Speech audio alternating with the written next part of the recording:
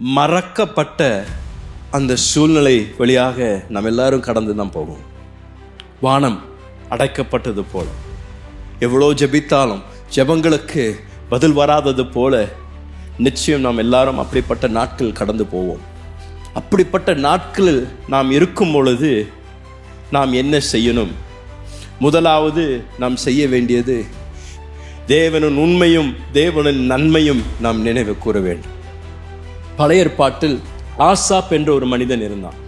Asaph ஒரு ஆராதனை வீரர், தேவனுக்கு முன்பதாக ஊழியம் செய்தவன். தாவீதன் ராஜாவின் அரண்மனையில் பாடலை நடத்தின ஒரு மனிதன் தான் ஆசாப். லேவியர் கோத்திரத்திலிருந்து வந்திருந்த மனிதன் ஆசாப் என்ற மனிதன். சங்கீதங்களில் 12 சங்கீதங்கள் ஆசாப் தான் எழுதினான். அவனுடைய வாழ்க்கையிலும் நீங்களும் நானும் கடந்து செல்லக்கூடிய பாதையை போல அவனும் கடந்து சென்றிருப்பான். ஏனென்றால் ஒரு சங்கீதத்தில் அவனும் ஆண்டவரை பார்த்து கேள்வியை எழுப்புகின்றான். அவனுடைய வாழ்க்கையில் என்ன பிரச்சனை என்று நமக்கு வேதாகம் நமக்கு சொல்லுவதில்லை. ஆனால் அவன் சந்தித்து கொண்டிருந்த அந்த பிரச்சனை மிக வேதனையை தரக்கூடிய பிரச்சனையாக நிச்சயம் இருந்திருக்கும். ஏனால் அவன் அந்த பாடலை எழுதும் பொழுது வேதனையோடு கூட தேவனிடத்தில் அவனுடைய கோரிக்கையை எழுப்புகின்றான். 77வது சங்கீதத்தில் ஆசாப்புடைய வார்த்தைகளும் அவனுடைய கேள்விகளும் நீங்கள் கவனிக்க நான் விரும்புகின்றேன். 7வது வசனத்திலிருந்து 9வது வசனம் வரைக்கும் நாம் வாசிக்கலாமா? ஆண்டவர் நித்திய காலமாக தள்ளி விடுவாரோ? இனி ஒருபோதும் என் வாழ்க்கையில தயவு செய்யாம இருக்க போறாரோ? அவருடைய கிருபை முற்றிலும் அற்று போய்விட்டதோ என்று கேட்கின்றான். ஆண்டவருடைய வாக்குத்தத்தம் தலைமுறை தலைமுறையாக நிறைவேற வேண்டியது ஒளிந்து போய்விட்டதோ என்று அவன் கேள்வியை எழுப்புகின்றான். தேவன் இரக்கம் செய்ய மறந்தாரோ? கோபத்தினாலே தமது உருக்கமான இரக்கங்களை அடைத்துக் கொண்டாரோ என்றே யோசித்து பாருங்களேன். ஒருவேளை நீங்களும் இப்படிப்பட்ட வார்த்தைகளை வைத்து உங்களுடைய ஜெப அறையில் ஆண்டவரிடத்தில் நீங்கள் கேட்டிருக்கலாம், ஆண்டவரே என் வாழ்க்கையில ஏன் நன்மை நடக்க மாட்டேன்? ஆண்டவரே ஏன் ஆண்டவரே என்னுடைய ஜெபங்களுக்கு பதில் வர மாட்டேன்றது?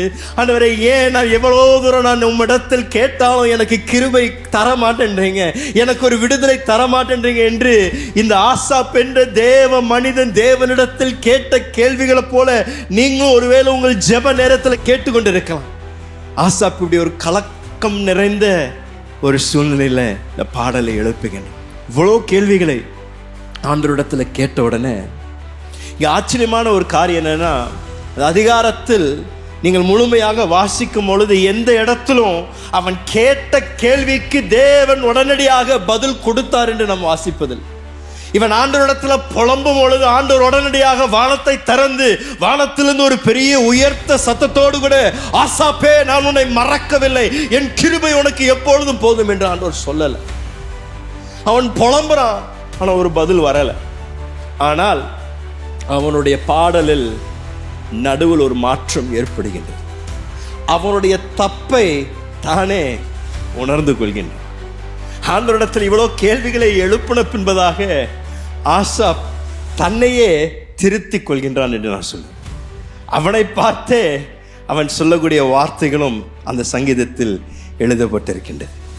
10வது வசனத்தில் சொல்லப்படுகின்றது, அப்பொழுது நான் இது என் பலவீனம்.